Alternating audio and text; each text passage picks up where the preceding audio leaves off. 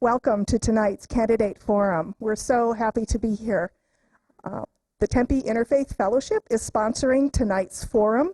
We've never done anything like this before, so be kind in your evaluation of how well we do. But we feel very strongly that faith communities need to work together with citizens to develop relationships and help our communities be all that they can be. This is a nonpartisan event, so it's also okay for churches to come and ask questions of our candidates. I know sometimes people wonder, why would we do something like that? But Tempe Interfaith Fellowship has been around for almost 40 years now, and we started out just getting together and working with each other to try to feed hungry people and find services for people that were in need way back in the 80s. And then when 9/11 happened, our whole focus kind of changed, and we realized that we didn't know enough about each other, and we needed to reach out and get to know each other better. So when that happened, we all decided to visit each other's sacred space and learn what it meant to be a Christian or a Jew or a Muslim. And from that time on, our bonds together formed even more strongly, and our goal to be a beacon of light for our community grew stronger and stronger through the years. We were involved with the first anniversary remembrance of 9/11. We're responsible for the Thanksgiving service that happens in Tempe every year. We have a memorial service for all the folks who died homeless on the streets. We also sponsor that every year. So it's not unusual for us to do things that bring people together, that answer questions, and try to make us better people. So that's why we're here tonight. Let's see, we have, my name is Sue Ringler. I'm the convener of Tempe Interfaith Fellowship, and we have two of our members who are going to be leading the questions tonight, and that's Reverend Erin Tamayo. She's a Presbyterian minister and was the executive director of Arizona Faith Network in the past, and she's awesome and really involved with all kinds of interfaith work, and we love her. And Reverend Dr. Andy Burnett is the senior pastor at Valley Unitarian Universalist Congregation. He's involved with so many really important things. He's on the board of 1 in 10, and he's involved with lots of efforts to bring an interfaith view to the civic things, the things we're involved with in the community. So we're just really grateful that they're here. We're grateful that you are all here, and we're really grateful that you all joined us here today, because it must have been a little scary. What are they going to ask, right? There's no confessions. We won't put up any of those things. You don't have to worry about any of that. And we're just thrilled, actually, that all of you are here. Randy Keating is not here tonight. He's been very, very sick, and he was really sad that he couldn't make it here to be with us tonight. So please keep him in your prayers, as they say. So I'm going to turn this over now to our questioners. And you all know the rules and what we're doing, right? Awesome. Good evening. Our first question tonight is a little short, but it's very important. And the question is, what is your number one priority for the city of Tempe if you are elected? All right, thank you for the question. I want to thank the Tempe Interfaith Fellowship for providing this opportunity for all of us.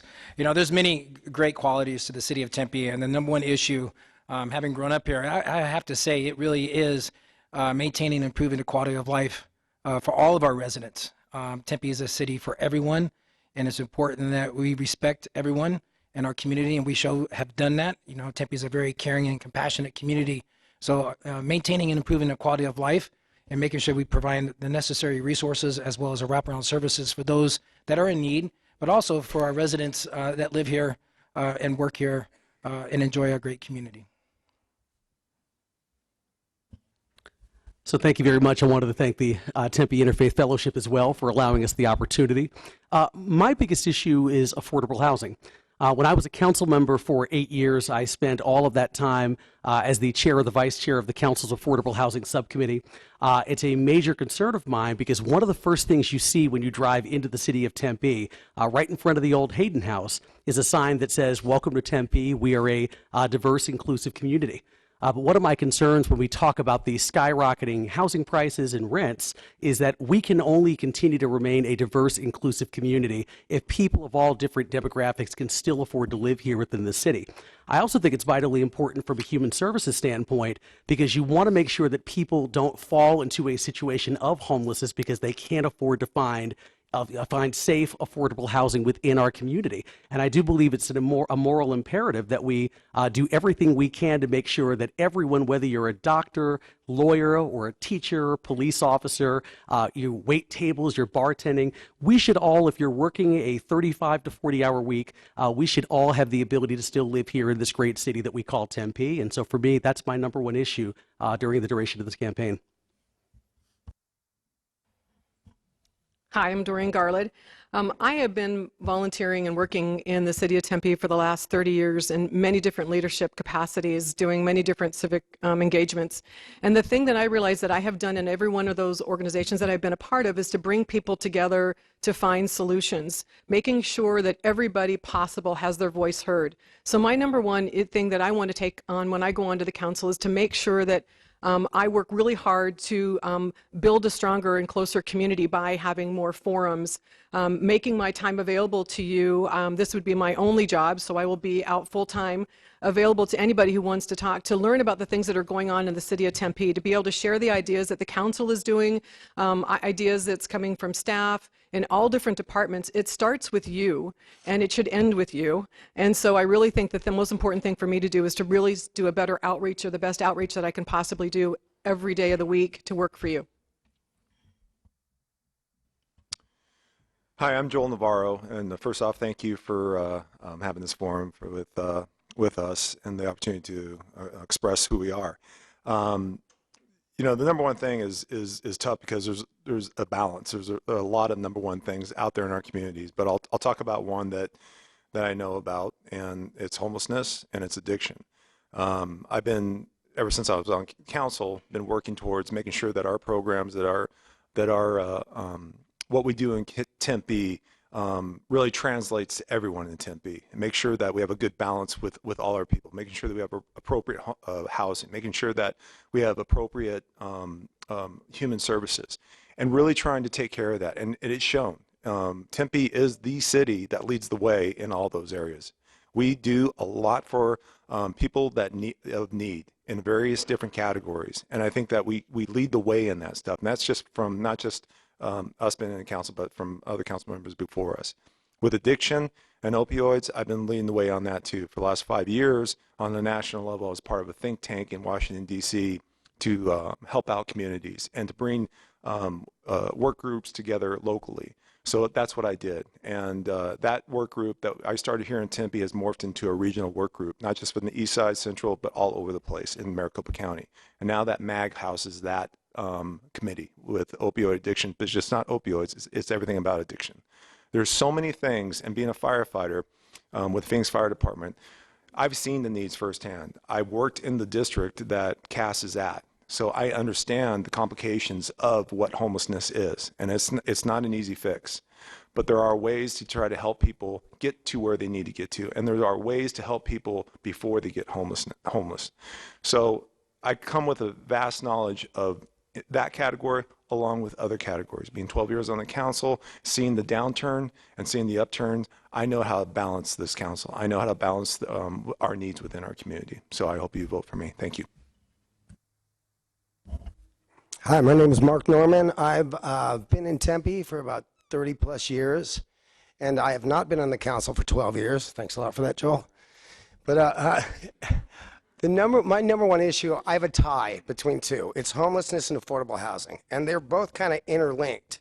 And what we have to do as a community is we have to come together and find common sense solutions to this, because this problem, it's not going to go away, and it's a big beast of a problem. And there's a bunch of ways to go with it, but it starts with the affordable housing. It starts with picking the right development projects. For a long time, we've been kind of a little wonky on that, and we have to start picking better projects and making sure developers kick in on all those aspects, because I'm not against growth, but responsible growth is what I'm looking for. Thank you. Good evening. First, thank you to Tempe Interfaith for hosting this forum. My number one issue would be sustainability. We are currently facing a climate crisis, and I believe that all decisions should be viewed from a sustainability lens, from improving air quality to becoming a more resilient city. What City Council does is shapes how we plan our land, and how we plan our land shapes how people live their lives, whether you live next to a bike lane or have access to transit, or you have shaded sidewalks. Determines whether you can live a more sustainable lifestyle. Climate change is the existential threat of our time, and it is important that all levels of government address that, including Tempe City Council. Could I interrupt just? I forgot to say how long you had to answer. I'm so sorry. You each have 2 minutes to answer the questions. Thank you. And you get the yellow light at 30 seconds. So I was a little disappointed. Very few of you got to the yellow light. So you have more time than you took up. I want to say first, thank you for putting your names forward for public life. What an important thing for the health and well-being of our citizens and for our communities, for folks to put themselves forward for public service. So thank you for doing that. This question was submitted by a member of Tempe Interfaith Fellowship. We all know that the number of people experiencing homelessness is rising. As Tempe Interfaith Fellowship was one of the creators of the Interfaith Homeless Emergency Lodging Program, or IHELP, we're very interested in IHELP receiving the funding and other support that it needs to expand this program, as we all await the affordable housing that so many need to avoid experiencing homelessness. So are you willing to commit to increasing IHELP's funding? And this submitter says, we'll tell you how to do that. And do you commit to promoting the development of affordable housing in Tempe? Thank you for the question.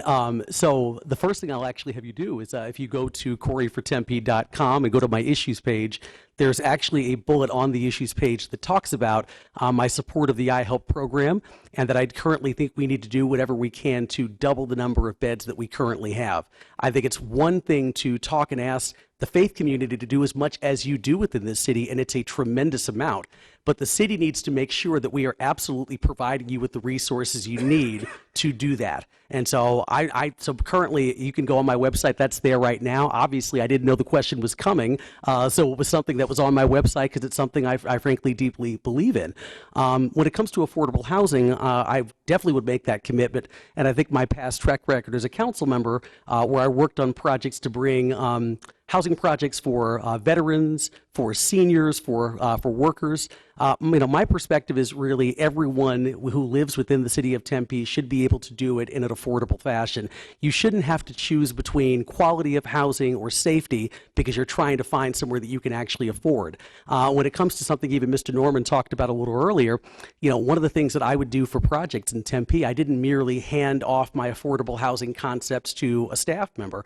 For something like the Valor on 8th project, which is a veteran supportive housing project for women who've served in combat, I actually drove the developer to that site, which was an old 10,000 square foot bar that the city had purchased, and I tried to find a way to make sure that we could give them that land for $1, because my perspective was that was the kind of thing the city needed to do to fulfill our promise to women veterans who many times are frankly even overlooked when they get back from combat. So my approach to all these things is very much hands-on. I firmly support expanding the IHELP program. I firmly believe we have to place an emphasis on affordable housing, and those are things that I would commit to on day one as mayor. So I really like that the first two questions you have are my first two pillars on my campaign. So affordable housing is really important, and I have met with people at UMOM. I met with Darlene Newsome to talk to her a little bit about what her idea and vision is for homelessness and affordable housing, and what we can do to all working together to try to incentivize developers and people coming into the community to offer some more affordable housing. So I think that's really incredibly important.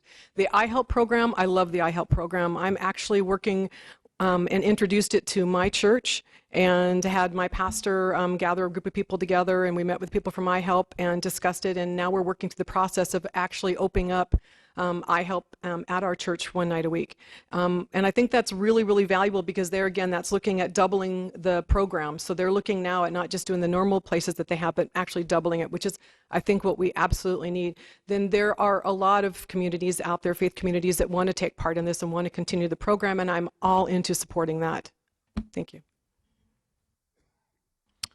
Yeah, definitely in the support in both those aspects, and they're both aspects of needs. And obviously, we have, and going through even some of the candidates up here going through a downturn, can't promise everything. You know, we have to be very strategic and smart, but we also know during downturns, that's where homelessness really ticks up even more so. So it's a very careful balance that we have to make sure that we navigate through. And I think that we've done that in the past, and we've learned from the past on what do's and don'ts we can do and stuff like that. But I think that it's very strategic that we do try to enhance those programs because they're a great value for our community, especially when we see the homeless population increasing within our downtown area. The other thing is the value on that is it gets the homelessness off the streets and out of the parks, and those are valuable for our citizens within our communities.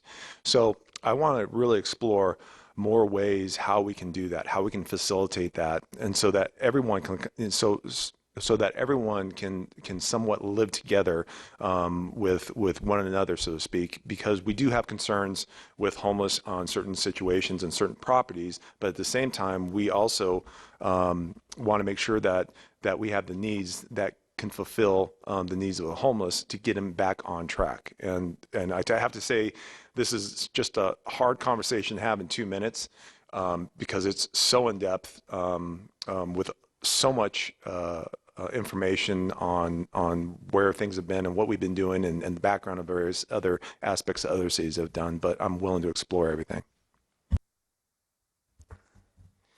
Yes, iHelp is great. Love it. I currently work with nonprofits, and one of them is called Cloud Covered Streets. And what we do, we now have a trailer. We retrofitted it with like a couple showers, washers and dryers, phone bank. And what my niche is in dealing with this problem, because it's a vast, vast problem. Everyone has to get involved. It takes a village to conquer this one, because Tempe, we're leading the pack in homelessness. And what my niche is I'm trying to find people that aren't in a complete like downward spiral, that can be saved, that can get out from under it, and give them a leg up. And that's what I'm currently doing with my projects that I do in the private sector. And it's like there's students at the local high schools that are homeless. They're couch surfing. And I'm trying to give them, what? 96 homeless people at Tempe High School. Yeah, I think it ticked down a little this year, but that was last year. 96 is shameful. Yeah, and it is terrible. So we have a program, we work with Threads, and I get my Unity Through Community and Cloud Covered Streets, and we come together and we do little programs for them. Got them winter clothes, we get them toiletries, things like that. And that is, like I said, that is my particular niche, but it is really going to take a village on this one because this is a giant issue, and it seems somewhat ominous and unsolvable, but we have to try as human beings on this planet. And if we're going to be a compassionate community, we have to prove it.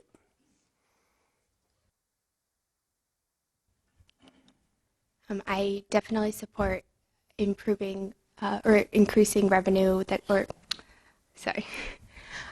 I support investing in iHelp so it can expand, and investing in affordable housing. Because of the inherent worth and dignity of all people, I think it's very important that we take a compassionate approach to helping people who do not have homes. We need to invest in affordable housing so that people who work in Tempe can afford to live in Tempe. We should increase and build upon our emergency assistance programs so that people, when they have a rough patch in their lives, can stay in their homes and not become homeless because of a medical emergency or a car payment. We also should take a housing first approach so that we develop relationships with people and then wrap services around them.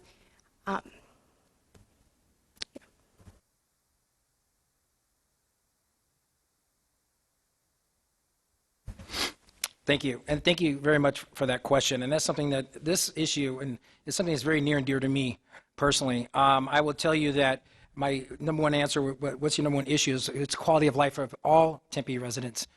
Tempe is a city for everyone, and that includes those that are less fortunate, those that are homelessness. And that's one of my main goals, is to improve the quality of life. And I will tell you, we've been very successful in the sense that we are a caring, compassionate community. We've invested over $1.3 million into our community nonprofits like iHelp to help with some of the challenges that we face. We've also used $1.6 million to help assist people that are homelessness. More than that, $11.6 million for complete housing vouchers. This has resulted in over 3,000 individuals and families that are assisting housing in the city of Tempe. And if we didn't invest that kind of money and those resources, what would happen to those individuals? So I think it's important. We're never going to have enough resources, so it's important that we continue to be innovative and creative and create solutions. So much so that since I've been on the council and as mayor, we've developed over 5 affordable housing projects within the city of Tempe. And the most recent one was Eastland at Riverview, that we offered over 56 more units. We have a goal of adding 16,500 more affordable units throughout our entire city. And the city has taken this very seriously, this council has, and I will continue to do so as mayor. In fact, that we became the first city to have a housing for, one of the housing first strategies that we adopted. More importantly, we have a strategic housing impact statement. So when a developer comes in here, we want to have an affordable impact statement. What would those projects have throughout our community? And we've invested with continued other nonprofits throughout our city, and it's important. It's all hands on deck. It's a regional approach with faith-based as well as nonprofits. I'm very fortunate to serve as a chair of Maricopa Association of Governments, and we oversee human services. And we're going to continue to develop committees between Mesa, Tempe, and Phoenix so we can continue to expand the awareness of the challenges that we face, but more importantly, how we come together to solve those. And there's more work to be done. Thank you very much. As Pastor Sue mentioned, Tempe Interfaith Fellowship is really big on collaborating and partnering for the betterment of our society and for all citizens. And so our next question states, what do you see as the role of faith communities in Tempe, and how would you like to work with us? How would you like to work with faith communities? I think there's a lot of opportunity to work with the faith communities on many different issues, housing issues, homelessness issues. And you have a pulse on the community because of where you're located and the people that come to you. So I think working with you on issues that come up that are neighborhood and community based will be very easy for us to be able to step in. And I think right now there's actually a program that the city council, I think, is doing a working program, something that is working with the faith-based communities to figure out what we could do in emergencies for people. I think I look at this and say that there are, where do you turn in an emergency? Where do you turn when the heat gets up so high and we've got homeless people on the street? Where do we go? And to be able to work with the faith-based communities to be able to say, would you be able to step in and help us? Would you be able to bring people in and take them in and help us out? I think is something that we can do. And I think anytime you're building a community and you want a really strong city, you work with every organization and every group that you can to get different kinds of backgrounds to see the things that you can do in your city. And I think it's really important, not just with a faith-based community, but every community, to pull them together to work with the council. I hope we will do that. Thank you. I really appreciate the question and kind of a little bit passionate about this. I got invited back because of my work with opioids back to DC to listen to faith-based communities and nonprofits work together in places like Kentucky and Ohio where they've been stricken with homelessness and addiction. And they've shared with me a bunch of different initiatives they've done out there and how a community has gotten together in various cities. And I think it can translate out here in Tempe. So I brought the project out here in Tempe, and I worked with Councilmember Keating and Councilmember Arredondo Savage on this. And basically what we're trying to do is coordinate. We have 142 churches within the city of Tempe. Be able to coordinate with each of those churches who is the lead of those churches in those communities. And then from that lead, who can reach out within their congregation to people that might have jobs, that might have housing, that might have support for a couple of days, whatever it may be. But basically, all I'm doing is being a router. The city's the router, and the connection is to the various churches within our city. So when an issue does come up and we have something in need, we make the call. It's very simple. It's no additional work and it's no additional meetings. It's basically just understanding there's a place of need and we need people to have that need. I can get people jobs, and not just jobs of working in fast food restaurants or whatever it is, because people of need want jobs where they think they can succeed, a job that can get them into housing, a job that can get them to somewhere else. So we have a shortage of plumbers. We have a shortage of electricians. We have shortages in various areas, and we have people out there that can actually be an apprentice to those things. We have people that might have some housing. So all these things work, towards those churches, but it also works back from the churches to the city on the resources that we have and we can provide. So I think working together, just like that program, and we established that program already in the summer, or last year before the summer, and we met in October. We're going to meet again in March, and we're going to grow this program organically, and I think it's going to have some real big headway. So that's what I'm leading on right now. Thank you. Yeah, faith-based community is basically the hub of all this. I mean, everything I've been doing has gone to St. Jude's, St. Vincent de Paul, St. Mary, a bunch of saints. And it just keeps happening, and so you guys are kind of pretty much where we go to close the deal with the food and all the stuff and all the helping stuff. And I will work with you in any way possible, regardless of what happens with this election. I'm just glad to be meeting you guys right now. And also, you said, how can we work together? If we could park a trailer somewhere that you had a place and use your electricity, that'd be great. I think it's important to meet Tempe residents where they are, and that includes faith-based communities, other nonprofits, other organizations that people would be a member of. I'm currently the Faith and Nonprofit Subcommittee Chair for the City of Tempe's 2020 Census Complete Count Committee, and we are working with faith-based communities and nonprofits to help increase turnout in this 2020 census. These are the kind of partnerships that Tempe should have, but not just with faith communities and not at the expense of other groups. I think separation of church and state is very important, so we need to have a boundary, but still work with people where they are. Thank you. That's a great question, because our city of Tempe is only going to be successful if our community is successful, and that includes all the nonprofits, especially the faith-based organizations. And they're such an integral part of the success of Tempe as a partner with our nonprofits. You can't underestimate that. We have a really good track record of working with our nonprofits, so much so that we've been recognized nationally for our agency review for nonprofits, but also what we do with the faith-based communities is important to make sure that we have, able to provide the resources necessary to follow through with programs that the faith-based has, as well as the city, so we're not duplicating efforts. It's so important that we continue to work together and communicate, because we have a slogan in Tempe: together we are better. And I honestly believe that is one of the core values of Tempe. Why Tempe is successful is because we are able to work together with all facets of our community, from the nonprofit to the faith-based organizations, as well as to the business community. And every person in the city is part of that partnership. And it's important that we continue to grow the faith-based community in partnership with the city of Tempe, and let them know that, we're here to help. And that's what the city of Tempe, I often say we're a caring, compassionate community, and we really are. And we see that with the investments we made in human services, 32% more than any other city in the valley, and we're seeing results. So we really appreciate the work that the faith base has done, and we have a lot more to continue to do to improve our community for the quality of life for all of our residents.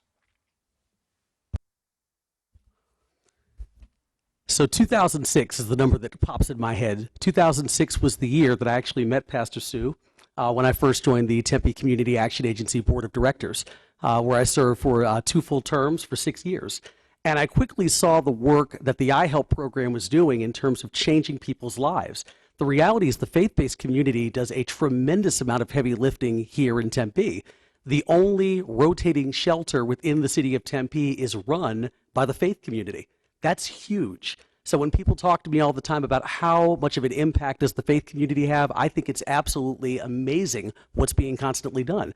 I spent time at one point with former State Senator Ed Ablisser helping to volunteer to run a youth program at University Presbyterian Church. and once again saw the impact that that program had on young people throughout Tempe and the Phoenix area. So you can't really underestimate the impact that the faith community has in the city. And the reality, kind of going back to what I said earlier, is that because of so much of the work that you do, because of some of the most involved citizens we have are very active in our faith community, the city has to make sure that we are doing everything we can to provide support, whether it's financial support, partnerships, social and emotional, whatever it happens to be. We have to make sure that we are in your corner, providing everything and all of the resources you need to continue not only serving the people that you currently serve, but as you talked about earlier, to increase that number. And that's definitely the kind of mayor I want to be. I want to make sure I'm providing that kind of partnership with the faith-based community and making sure that you always know that you've got a friend here.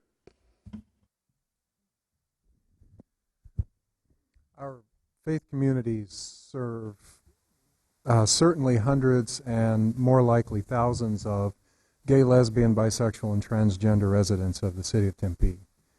So our question is, what is the state of LGBTQ plus rights in Tempe, and what protections, if any, are still needed in your opinion? Thank you for the question. Yeah, our council and the council even before us has done a tremendous job in making sure that those rights are being protected and making sure that we have diversity within our community. When I was on the Human Relations Commission back in 2002, this was a subject matter that I took on. We created the Unity Walk within downtown Tempe and coordinating it with other cities around the region. And that really has started to broadcast what Tempe's diversity is all about. No matter what your sexual orientation is, no matter what your ethnic background, no matter who you or where you come from, we want to make sure that inclusiveness is an important part within the city of Tempe. And I think that this council still strives to make sure that we are doing those things that make sure that people are inclusive within our city. And that just says a lot about the community. It says a lot about what Tempe stands for. It says a lot about what the culture is about in Tempe, and the fact that we have the things that other cities actually would desire to have, with a university, with a downtown, with the events, with the community that we have, the parks, the education, the school system.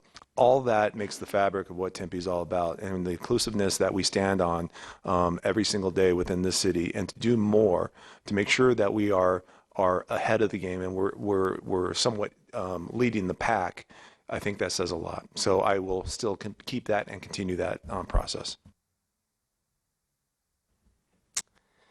Yeah, this question to me is kind of odd because I'm from an arts background. I'm a musician, and we don't have that problem with the group of people that I hang out with, and I'm fortunate for that. But as far as protecting their rights, I mean, absolutely, 100%. Fight me. You're not going to diss my friends, and I have a problem with just understanding the mindset of someone that would be prejudiced in that way or in any way to people that are different. And it boggles the mind, and it starts with just having a conversation, getting the issues out there, and just understanding who the other person that you are fearful of, because that's usually what it is all about. Because when you meet anybody, if you get to know their character, you're either not a good person or not a good person or a good person. You can't really judge anyone on their skin color or their orientation, and it just seems silly to me, and that's what I will continue doing for the rest of my life.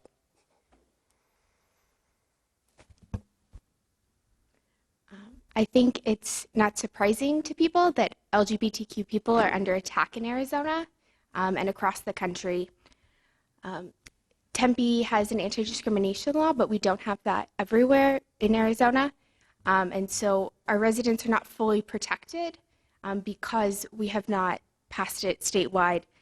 Here in Tempe, I think that we need to have trainings for staff and folks who provide services in interacting with LGBTQ people. It is important that everyone treats everyone with respect, and sometimes respect can be, or people can disrespect people without knowing, and trainings would be helpful in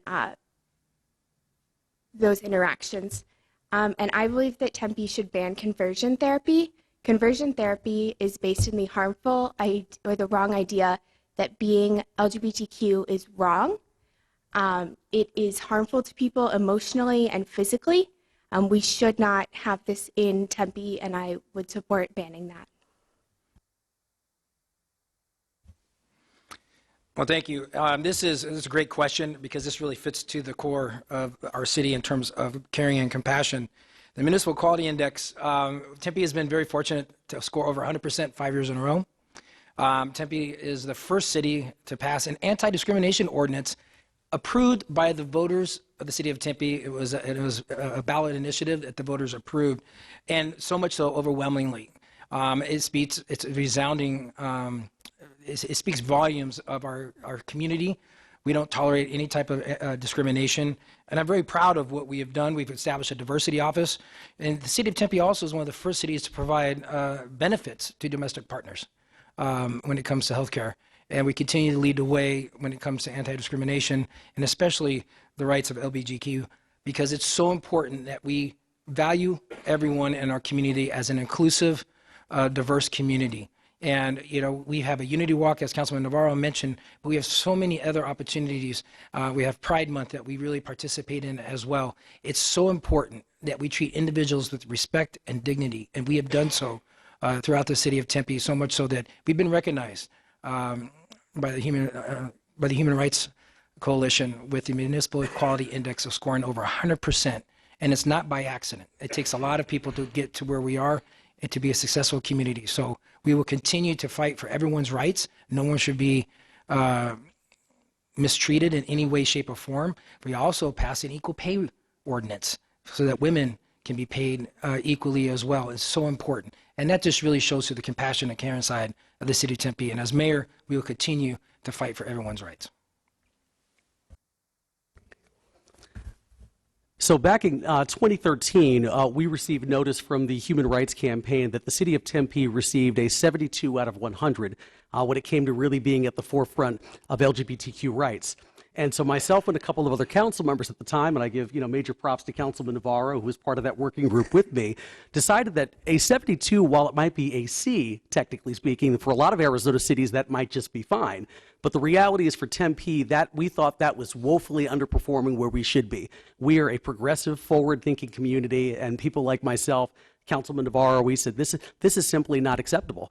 And so we spent the better part of the next 6 to 9 months looking at ways to not only increase that score, but to make sure that we were providing protections to people who had long deserved them. And so I'm glad to hear that over the last 4 or 5 years, we have gotten 100% from the Human Rights Campaign every year when it comes to municipal equality. And every council member, including the mayor at the time, voted for that. So we were all definitely standing arm in arm, making sure that we supported the rights of LGBTQ youth and adults that live here within the city of Tempe. A couple other things, though, too, and one was touched upon. Despite the fact that we were the 4th city in the state of Arizona to do this, we still do not have statewide non-discrimination in place. And it's something we have to continue to fight for. People still don't realize that there are cities within this state where you can be fired for being who you are, where you can be fired for loving who you love, for having a picture of your partner on your desk. People think that's incomprehensible, but in most cities in this state, that is still very much the reality. And I think it's something as a city that's actually led on this issue, we need to do even more to spread that word and make sure other cities follow our lead, and obviously the state adopts something as well. I'd also say when we talked about homelessness, a substantial portion of youth who are homeless identify as LGBTQ. And so the fact is we have to do even more to make sure that we are helping that population and we are sensitive to those things. And just to give a quick plug here, Reverend Burnett, clearly, there's organizations like 1 in 10 that do a tremendous amount of work in that area. They've got their upcoming Fresh Brunch coming up. I believe it's February 9th, and it's the kind of organization that I would absolutely urge you to look into because they're doing a great job in working with LGBTQ youth who are homeless. The city of Tempe has always been known for leading the way in promoting and celebrating diversity with our non-discrimination ordinance, and I think that's really an important thing to be a part of, and I think it's a really important thing to continue and make differences and make changes and continue to go forward with those ordinances. I think it's just the right thing to do to care for other people and love other people no matter who they are. It's the way that we were raised, and hopefully that is being a part of the Tempe City Council. It's something that I can go out and continue to meet people in the community and explain our non-discrimination ordinance and ask them what else can we do to help this the group of people and to make everybody equal and feel included in our community. Thank you. In regards to Tempe Interfaith Fellowship, when we talk about the faith-based organizations or faith-based fellowships, many of our minds often go to churches, but TIF specifically is a group of not only churches, but mosques, temples, synagogues, and many different types of congregations. This question was given to us by one of our key members whose faith congregation is in the downtown Tempe area. And they ask, those who work and live near downtown Tempe ASU know that it can be challenging getting around. It negatively affects several of our faith communities located downtown. In the past, there was work done with the faith communities regarding parking, access, etc., so that members of faith communities could pray together during the day, evening, and meet up without encountering impossible parking situations. Is there anything that we can do once again to partner with the City of Tempe to help faith community members have easier access to their facilities?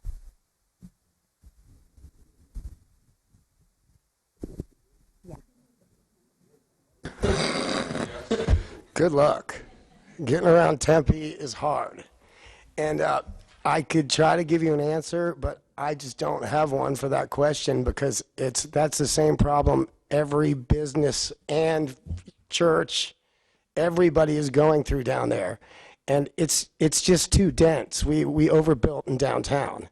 And I could suggest, if I get on, we'll give you some vouchers, but I don't know, you'd have to talk to one of the guys that's on the council, but parking's a mess, and I just don't see a solution to it because there's just too many people in too small of a space.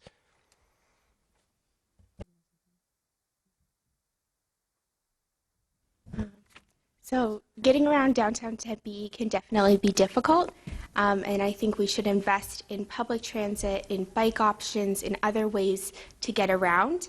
I'm not sure that it's appropriate to single out a faith group and give them preferential treatment over other groups who experience the same challenges. Thank you for the question. I think this is a great question because it hits so many different facets throughout our community. And Tempe is in progress of continuing to move forward. And what I mean by that is, we're never going to be done redeveloping and developing our city entirely. And in the downtown area, I would tell you that we already have a great traffic study underway as we speak, partnering with Arizona State. But we made some crucial investments in our community, from public transportation to the free orbit system.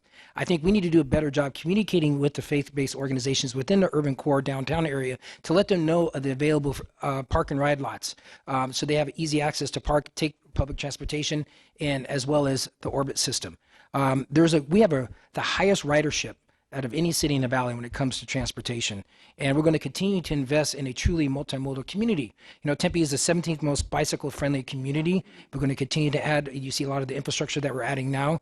Right now in our 5-year CIP budget, we're adding over $80 million into our streets and right-of-ways and infrastructure, and it does affect what you see some of the construction happening right now in the downtown area. So I think communicating with those faith-based organizations, the mosque in particular, and some other in the downtown area, to let them know the options that they do have available for them. Communication is a wonderful tool. So we have a lot of information out there. I think it's more that we get that point of contact and we can communicate how we continue to move around our community. And we're making great investments. We're never going to be done. There's a lot of work. There's always improvement that we can do within our community, and we're seeing that. And there's also options for parking in the downtown area right now as we speak. And maybe that's another opportunity for us to get them information. There's a parking app that we have at the DTA.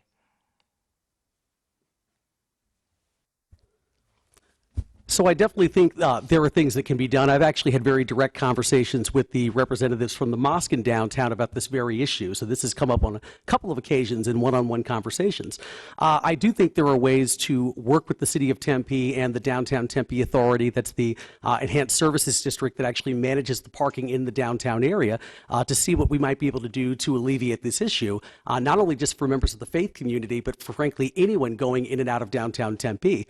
One of the people who actually works for the Downtown Tempe Authority, Adam Jones, is pretty much a nationally recognized parking expert. We have that kind of expertise right here within the City of Tempe in an organization that we work with. So I think we can actually get a lot of those people together and have conversations about not only sharing more information about where park and ride lots are or where parking garages are, but I think there are ways for all of us to get together with the expertise that we have to truly find a solution to this problem that will last long term. I think with the faith-based community, as well as other organizations and other groups that meet downtown, being able to find some way to communicate with them, our city staff maybe going to meetings and letting them know, because sometimes we feel like we're putting something in the newsletter that comes in your water bill, or we've got something on our website, or we send something out by the city Facebook or something like that, but not all people communicate that way. And sometimes it feels like, my husband used to give this example to me, that if you're shouting into the wind, it doesn't mean I hear you. So maybe that taking that, like that next step and taking our staff out to these meetings and letting people know, not just with the faith-based, but other organizations, what the park and rides possibilities are, what the orbit possibilities are, but really going to those organizations. That's part of the thing that I'm really good at, is doing that outreach, seeing that there's a need and making that outreach and making that connection, and that's something I could see us doing. Yeah, thank you for the question. Obviously, our downtown area is getting very busy. It's a very it's what we knew was going to happen. Obviously, there was going to be traffic. Obviously, there was going to be congestion. We have done a great job with, once we established the lake, once we established the fact of where our development is going to be developed at and how it's going to be developed, it has taken off. And the unfortunate side of it is it causes congestion, and it causes people to, when they've been in conditions, especially living here in the city as long as I lived, I want to park right next to the restaurant. I want to pull right in. I want to park right there, and that's how I want it. That's my mentality right now. Although there is a parking garage, which I see, and I know it's over there, I just refuse to do that. And it does take education. It does take a chance of people to get accustomed to it. We have developments that they're actually being submitted that have no parking. And they're asking the residents not to have a car and live in a community where they have to use multimodal transportation, use those opportunities to get around. And that's one way to alleviate congestion. It's also one way to help the sustainability in the environment. So there are those things. We're one of the unique cities that's going to have that project off of Apache. Within our downtown area, it's a TOD area, it's a transit overlay area. We require less parking in those areas for the residents that live in that area, but we also have enough parking for people that want to visit. We constantly do events. We constantly do the things that Tempe is known to do, and having those concerts, having those triathlons, and all the stuff that people like, but it comes with congestion. It really does. And we try, and I think we do a real good job with our public safety people and our traffic engineers to help mitigate that. And it's not to everyone's liking, but it actually has. They actually have, they're probably one of the cities that other cities come into to learn from. How do you mitigate these things? Because you guys do it so often. That's how good we are right now. So the fact is, it is going to get busy, and there's going to be some traffic, and we are going to still work on it and continue forward. Mr. Navarro, thank you for teeing up the next question. This question is submitted from a member of one of our congregations. What should Tempe do to reduce its traffic carbon footprint in light of all the businesses on the shores of Tempe Town Lake, ASU, and multiple new housing options existing and under construction, which means both more people and more cars in the city? So the best way to reduce traffic is to get people out of cars. We can invest in expanding orbit routes, working with Valley Metro, working to create trees next to sidewalks so people can walk more comfortably, adding transit shelters to bus stops so that people can wait in a comfortable situation. We also can increase our bike infrastructure, create safer bike infrastructure that can be used by bikes and scooters to get people out of cars. And I think traffic demand management would be a great thing to implement with new developers. Work on how is your development going to affect our traffic, and how can you incentivize changing the traffic behaviors of folks. We know, everyone in this room knows rush hour is kind of the worst time to drive, but if you offer flex schedules or the ability to come in early, come in late, leave late, you change the way the number of cars on the road at that particular time, and over congestion is, what causes traffic. So we have a few ways to do it. I think the most important ways are to try to disincentivize using cars, and then also work with folks who have to use cars to lessen the load on the roads. Thank you. It's a great question, and it's something that's really at the core of this council, so much so that we had adopted, we're the second city in Arizona to adopt a climate action plan. And part of that climate action plan is we want to be carbon neutral by 2050 within our community. So much so that we really, truly take great pride in becoming a truly multimodal community. We've invested in our orbit system in the southern part of our city. We're only going to continue to expand that. We're one of the few cities that has a dedicated revenue stream when it comes to public transportation. We also are very fortunate to have the highest ridership of any city in the valley. Tempe is also surrounded by 5 freeways. Tempe has always been at the center for transportation from the valley entirely, even before statehood. The core main transportation area was at Mill and Rio Salado. So that is the narrowest point of the river. Everything from the Hayden's Ferry all the way down, Tempe has always been at the center for transportation. And we are continuing to be innovative in investing options and how we continue to move throughout our community. So much so that we have a tremendous amount of studies that are being done that we're actually implementing as we speak, from traffic calming projects from Hardy to College to making sure that how we can have double left turn lanes that we're adding right now. In fact, we're adding $3 million this year into rural and university intersections because of some of the congestion that we have. This is something that we don't take very lightly. This is something that's important for our economy and is for our global climate, actually. It's important that we take great pride in how we continue to be that climate action city, that we really respect our environment and try to reduce as many carbon footprint as possible. So much so that we give incentives to developers to park and ride so they can come into our downtown at park and ride lots for incentives, meaning in terms of vouchers for light rail and bus passes and so forth.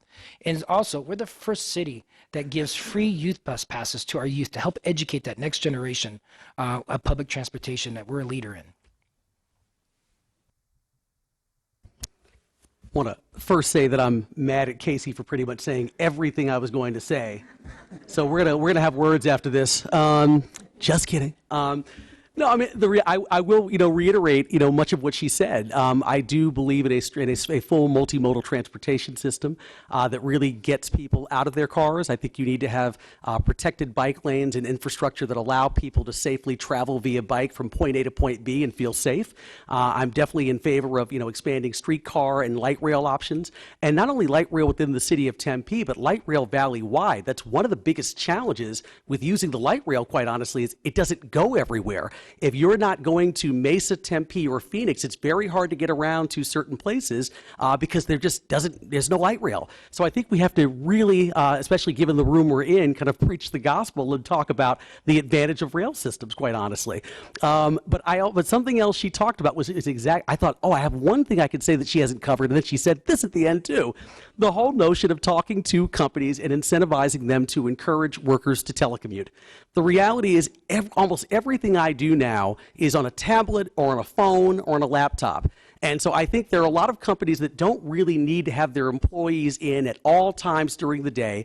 I mean, I recognize collaboration is important, and it's good to sometimes be around your other coworkers to have conversations and kick things around. But there are times when I get some of my best work done in a t-shirt and basketball shorts sitting on my couch. And if I had more of an ability to do that, and I think a lot of people did too, they would probably choose that option. And that would greatly alleviate traffic on the road, especially during peak rush hour time. So I think all of those solutions, fully building out the multimodal multimodal system and getting more people to work from home, I think are great solutions to getting cars off the road, relieving congestion, and helping from a sustainability standpoint.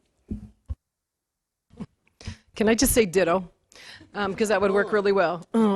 So I love the multimodal program that we have. I think encouraging and incentivizing businesses to allow people to have 4-day work weeks or shorter work weeks is great. I can just speak from experience. My sister started working and she is doing 1 day from home. Everybody in her office is doing 1 day home. So they are trying to make a difference on the carbon footprint. And the thing about it is they really love it too. And it made for happier employees. So it works that way all the way around.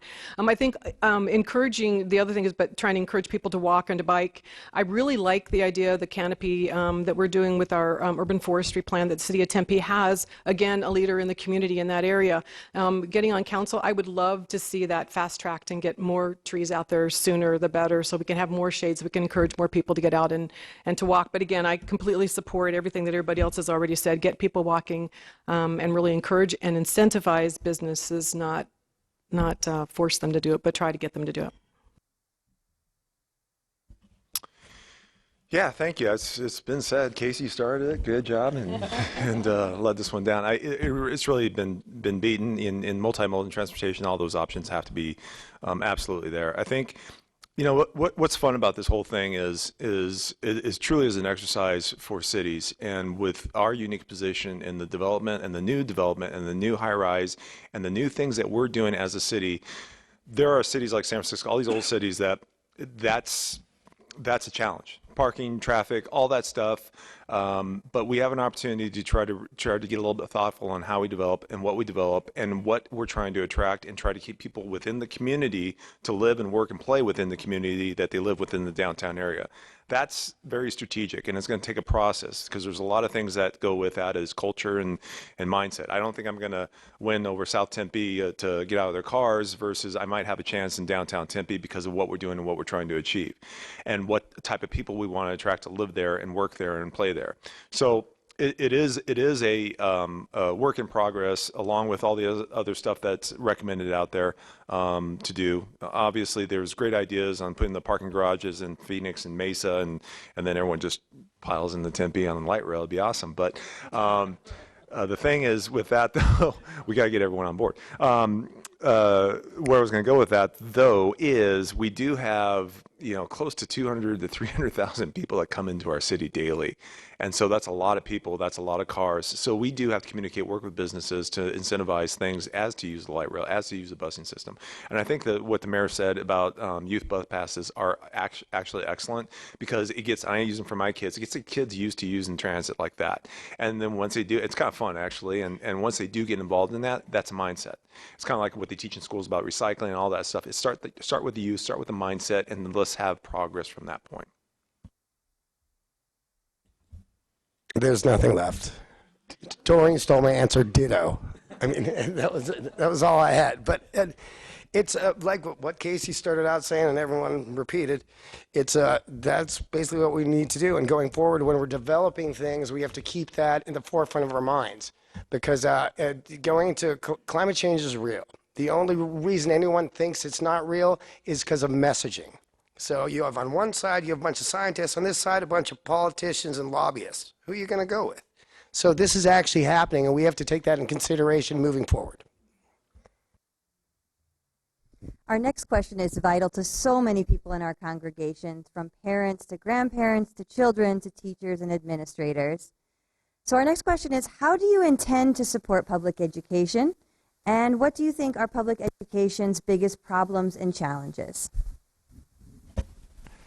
Well, education is really at the forefront of my family. I grew up in a family of educators. All of my education has been in the city of Tempe, from Tempe Elementary Schools to, I went to Meyer, McCamey, graduated from Clintock High School and Arizona State University. So all of my education has been in Arizona. And I would tell you, I often say that the cornerstone of our community are our neighborhoods. And the cornerstone of our neighborhoods are our city parks. And right next to our city parks are our schools. So if you actually look at a Google map, we have a school every square mile. Now, some may be closed because of enrollment, but I would tell you it's important that we support our education. It's a quality of life amenity. Companies and families choose to live in Tempe. I say Tempe is a city of choice. They want to be here because of the quality of life that we provide in the education system. Tempe Union High School District has one of the highest graduation rates out of all the high school districts in the state. I serve on a mayor's education roundtable where we look at a whole host of activities to support.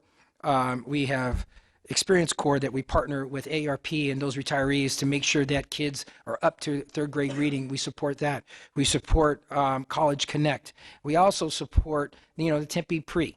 We're the first city that helped support a Tempe Pre program, and this council has really stepped up to the plate to support that. So education is really at the forefront. It really circles back to the entire quality of life that I mentioned earlier. Everything when I was a kid growing up here, and I still live here, my daughter's a part of these schools. My daughter's a senior Corona. Everything happened at my neighborhood park and my neighborhood school. That was a focal point for our community. And it's important that we continue to partner with our superintendents and our educators, because that really helps define a community. And I think we're better for it, because when people come to look to move to a particular region, first thing they ask, how's your K through 12 and public safety? So it's important that we continue to partner with our school districts, so much so that we have an education manager and coordinator that we specifically have designated to work with our school districts. So, our schools are the lifeblood of our community. When I was young, I remember when we first moved to New York when I was a child, my mother, and I didn't get this at the age of 7 or 8, but my mother would pretty much tell a realtor that if the school in the neighborhood wasn't good, she told the realtor to keep driving. Now, I didn't get that when I was 7 years old, but of course now at 41, I completely get what she's talking about. So I remember, Mom, I'm listening. The reality is, we have to make sure that we are partnering with our school districts to listen to our superintendents, to listen to our governing boards, to provide whatever support that they need to make sure our kids get the biggest, best, top-notch education they possibly can. It's an economic development tool. The reality is companies, when they're looking to locate somewhere, they look at the quality of the local school districts.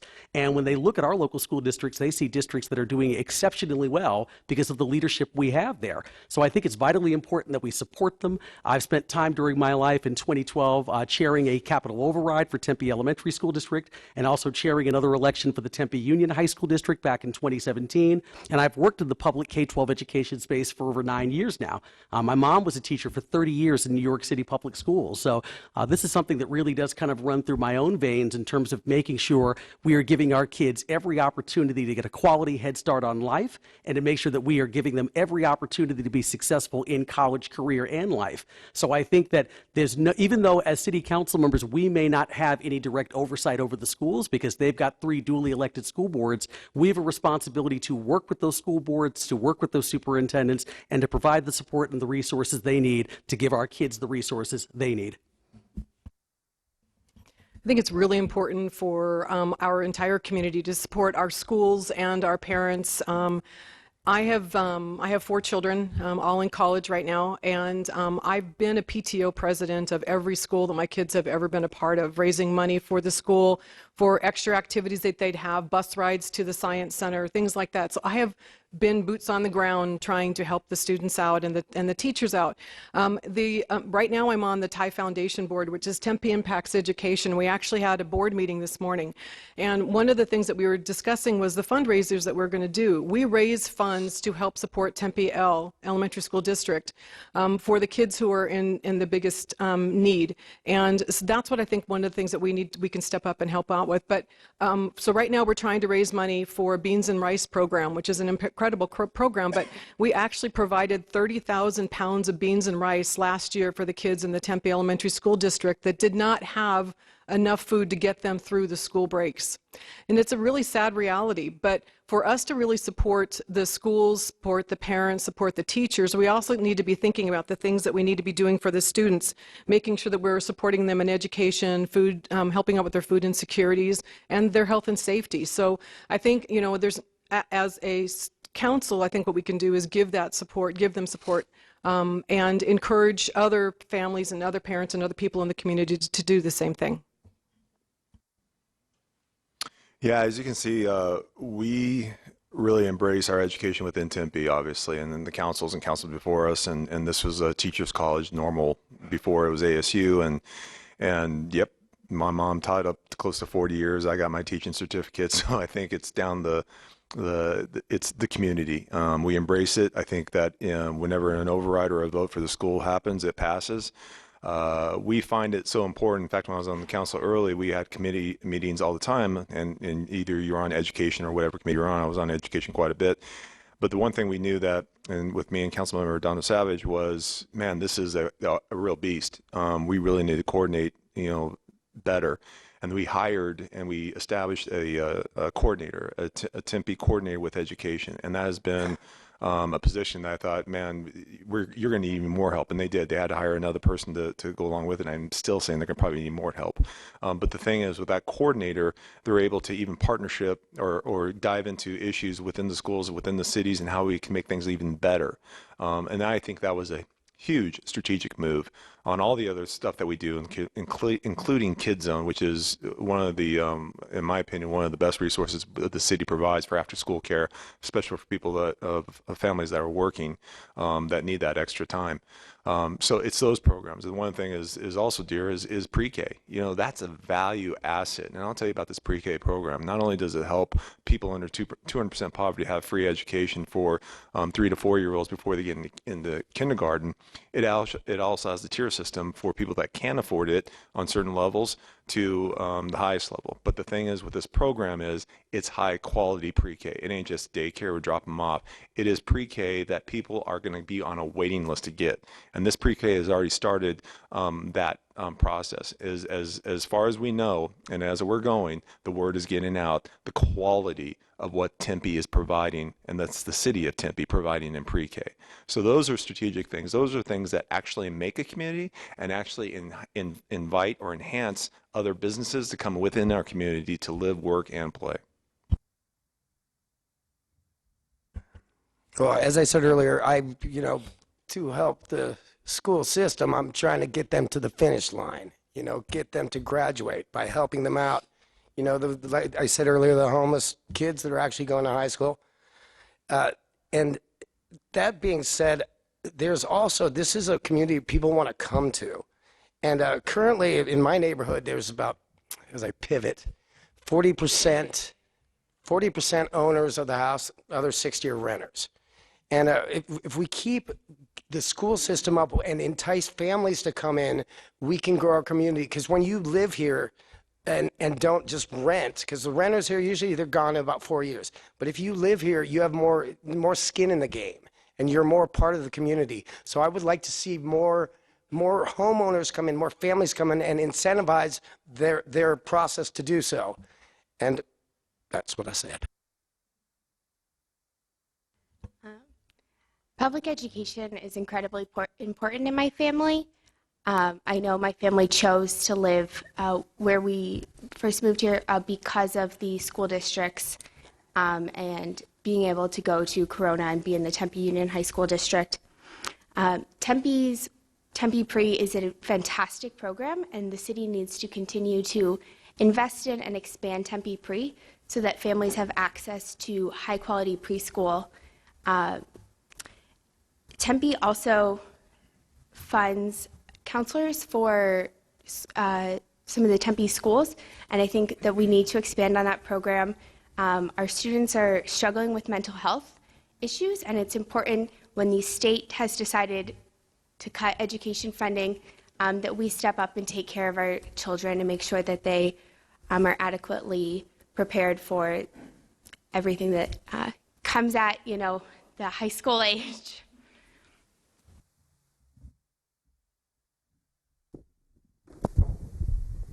This question comes from our friends over at Women for Women Tempe. And Women for Women Tempe? Yeah. So there's a specific question and there's a general question. It's one of those part A, part B kind of things. Before the recession in 2008, feminine hygiene products were available for free in city bathrooms. Is there any chance, they asked, that this important resource, expensive and unavailable to so many, could be stocked again in City of Tempe bathrooms? And what other ways can the city specifically serve poor or homeless women and other marginalized people? So my answer to part 1A of that question is yes. I think everything comes down to priorities. And I'm not saying anything negative. I'm saying that I think that whenever a public governing body comes together, if they decide that that is a priority and something that they think needs to be restored, despite the fact that there are finite resources, I think there are ways of making that happen, whether it's kind of going the traditional route through kind of city tax dollars or finding ways to partner with other folks to who might be able to provide additional funds. I think it's absolutely doable. So I think that if people get together and decide that that is a top priority for the city, there are absolutely ways of making that happen and restoring that service. I think the biggest thing when I think about part 1B of your question, though, is making sure that people who are affected by this are part of that conversation. One of the biggest things I want to make sure that I'm not doing as a man is telling women what they need when it comes to, achieving their best possible lives. I think that they need to clearly be at the table, engaged in that conversation, telling me what they need to lead their most successful lives. I would really love to convene a group and have those kinds of conversations and find out what we could actually do, not just on the first issue you talked about, but on, frankly, all issues that would really help to support women throughout our community. And I'm very much committed to doing that. So there are a number of women's organizations that support other women with hygiene needs. There's a group that I've worked with on some of the medical mission trips that I've gone on that we have medical women hygiene packages that are made that can be taken home with somebody and that are actually washable and usable. So there's a community out there that are willing to make these and use these that we could hand out. So that's part of the part B. But part of A, I didn't know those were not in bathrooms and facilities. So I would say that that would have to be something that we'd have to address and see if we can and put back into the bathrooms. I think that makes sense. But again, so being able to help the people who do not have the funds to be able to take care of these things, matching up the women's organizations with some of the organizations that can help us. The name escapes me right now, but there's 2 of them that we've worked with before, and the feminine hygiene package that they send are just absolutely incredible and reusable. So it's good for the environment, good for the helping them, and it makes a big difference.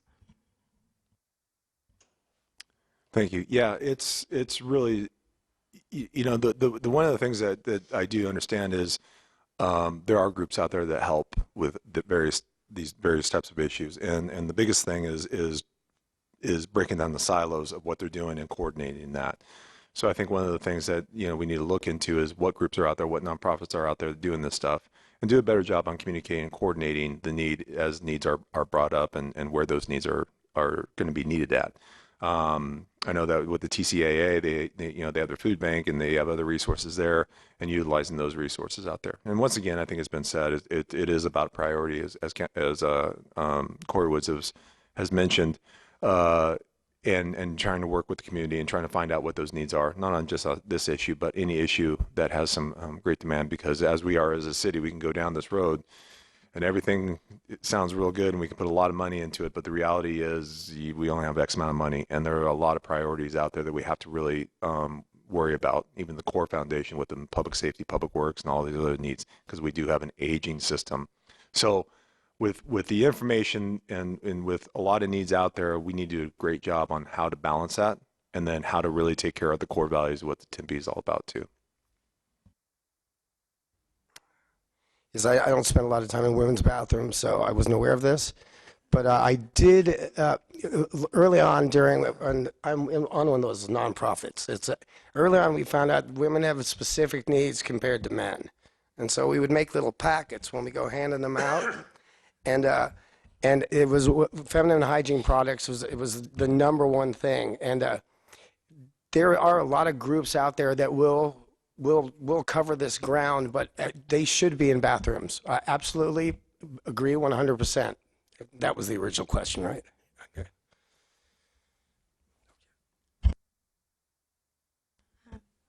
So feminine hygiene products should be in public restrooms.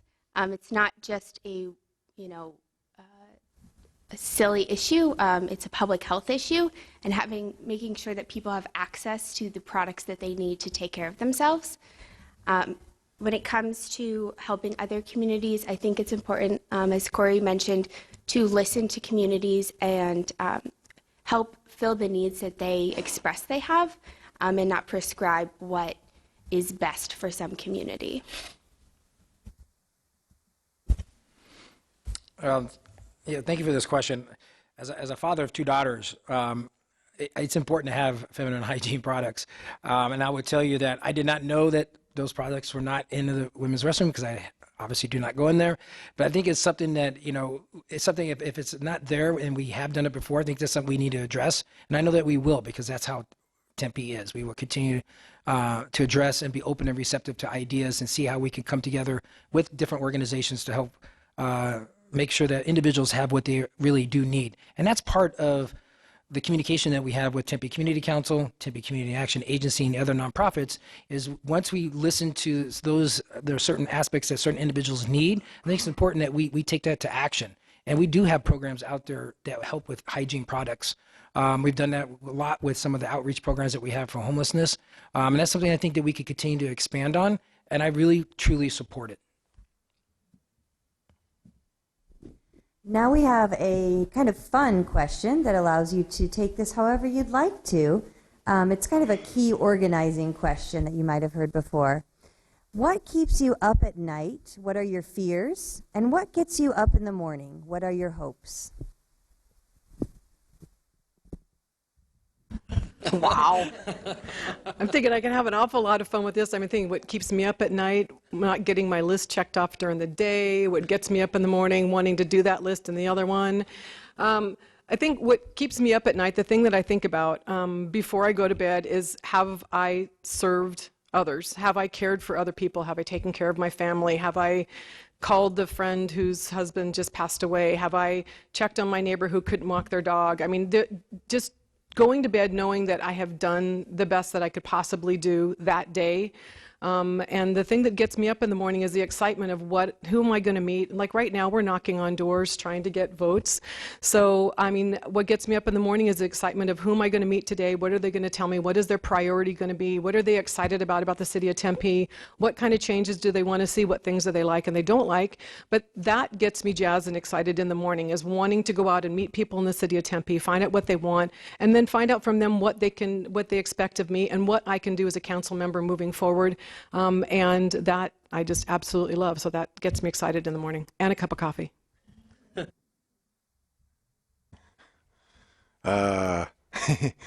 What keeps me up at night? My shoulder, my knees, my sciatic. My wife's cute little snore. Hope she's not listening. I just go over there and I plug her, and then I see what happens. No, she hits me in the night because I move around too much. No. It's just basically making sure you're doing the right thing. I think for the community, sometimes that keeps you up at night is was that the right move? Did I do the right thing? Those are things that as a council member you have to face sometimes. And there are some really sensitive meetings, and there are really some big issues, and you really have to do your homework. You really have to study your community. You really have to ask questions. And at the end of the day, you have to be satisfied with what you stand for, and you have to feel good about that. And sure, you kind of second guess yourself. I think everyone does that naturally, a Monday morning quarterback type of thing. But what gets me going in the morning with a cup of coffee is the fact there's always a new issue. The fact that this city it's crazy, because talking to other cities, you guys got stuff happening all the time. You have a new development coming in all the time. You have another struggle or another issue coming in all the time, and they're all unique. Just as we talk about these issues today in this forum, there's other forums and other issues that are going on. And when we come to a council meeting, there are some moves that we have to make. And in my opinion, that's what I enjoy about council. That's what I enjoy about this job, is it's always changing. And I need that. That's my mentality. That's kind of what kind of keeps me going. It's kind of like the fire department, and why I gravitated towards that. Every call is going to be very different. I go into a fire situation, it's never the same. But that's the excitement about what I enjoy about it. And that excitement still translates with the city government. And there's always something else coming up over the horizon, and what's that challenge and how we're going to fix it. So those are things that really get me going. Thanks. So what keeps me up at night, besides insomnia? It would be combating the homeless issue. And why I wake up in the morning is combating the homeless issue. I obsess about this, and there's no right answer. There's no cure but there is only a way of bringing relief to the situation. And that's pretty much what I've been dedicated my last couple of years to, other than music, but that is really my passion. I think it'll come as no surprise that the climate crisis is my biggest fear. Every moment that we are not acting, we are making decisions that will have impacts for decades and make it that much harder to turn this around, to address climate, to address resiliency, and create a sustainable community. But I am inspired, and the young people in the climate movement bring me a lot of hope. Groups like Youth Climate Strike and Sunrise Movement, who are building power, they're organizing, and they're demanding that government and local officials, national officials take action and take really bold action that we need to save the planet. Well, my sciatic, for one, keeps me up at night, but also making sure that I have checked off my to-do list for the day and I haven't forgot to call someone back, or more importantly, just showing that caring and compassion side throughout the day and making sure I've done everything I'm supposed to do in that day during that time frame. My fear, now that the state legislature has come into session, one of my biggest fears is what are they going to do to us next in terms of preempting the cities? And that happens a lot, because even though we could do a lot of things right as a city, as a mayor and a council, more often than not, we get, unfortunately, preempted and money gets taken away. That is your money as residents of the city of Tempe. Where it gets me up every day, the fact that I think I live in the best city, not only in the state, but in the country. That is Tempe. It's my hometown. And being the mayor, but more importantly, making a difference day in and day out and continuing to serve this community that has given me so much. And I want my kids and future generations to experience what I did growing up in Tempe, but that much better. And we're seeing that with the investments that we've made. That really gets me going every day, that making a difference in our community, improve the quality of lives of our residents and the people that come here. So probably what keeps me awake at night is I had this thing my mom used to joke about all the time, where I always was afraid that if I went to sleep, I was going to miss something that was going to happen. So I was always concerned that if I went to bed at 10:30, the most amazing, awesome thing was going to happen at 10:45. So that whole thing is what tends to keep me up at night. Of course, along with my to-do list of maybe what I've gotten through 7 out of 10 items if I'm actually lucky. So that is what, other than insomnia, that's what keeps me up and prevents me from going to bed. What gets me up in the morning is, honestly, I try to look at every day as an opportunity to wipe the slate clean. And it's the opportunity to, frankly, do something good in the world and in your community, to make a difference in the life of a child, to make a difference in the life of an adult. It's just every morning to me is almost like an Etch-a-Sketch. You wake up and hopefully that reference isn't too dated for certain folks in the room. But the reality is, you wake up every morning and you shake it and you get a completely clean slate and you get a chance to do good work. And I wake up every morning with a smile on my face, just with the idea that I'm going to do something big that day, and I'm going to help people, and I'm going to be part of a better world. So that's what gets me out of bed every morning. Well, with gratitude to our friends who are standing for council positions, this question is for the mayoral candidates. And it's one of those we're going to get you on record questions, so careful how you answer. All right. Yeah. In the past, Tempe Interfaith Fellowship would meet with the Tempe mayor once a year to discuss common concerns, not unlike what we're doing now. If you are elected or re-elected mayor, would you commit to meeting with TIFF at least once a year, giving us the opportunity to work together for the good of our community? Absolutely. I actually would say more than just once a year. I meet with various individuals throughout the city, whether it be business organizations, members of the chamber, or members of the education community. I would even be receptive to once a month, scheduling permitting. It's that important, because it's important to know what not only your residents are thinking, but some of the faith-based initiatives that you guys are having, because it's important to have that communication and open lines of communication. So absolutely. And yes, I'm absolutely be willing to meet once a year, and just to have a little fun here and just try to one up the mayor. I'll meet with you once a week.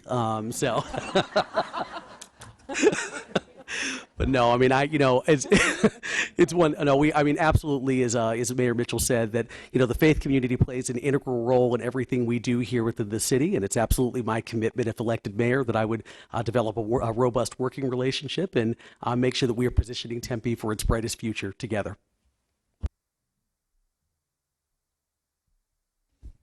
Are we done? Oh, awesome. Yeah, just a little bit of a commercial. Tempe Interfaith Fellowship, we don't have a website, but we do have a Facebook page that's really cool and awesome, and you need to, visit there regularly. Be in contact with us. You'll see some of the things that we're about and what we're doing, and you'll find out what the next thing is for us that you'll be seeing us do. There was something else, and I can't remember what it is now. Do you guys have any final words? Mm-hmm. Yeah, I just want to say, being a minister, I want to encourage you. The work that you all are doing is key to our democracy in this moment when it seems to me our democracy is at risk in a lot of ways. So thank you for being a part of preserving American democracy. Our cities, I think, are where it's happening. So thank you for all you're doing. Thank you very much for everything that you're doing and for your service. And if your faith community is not a part of Tempe Interfaith, make sure they become one. Thank you so much. Thank you.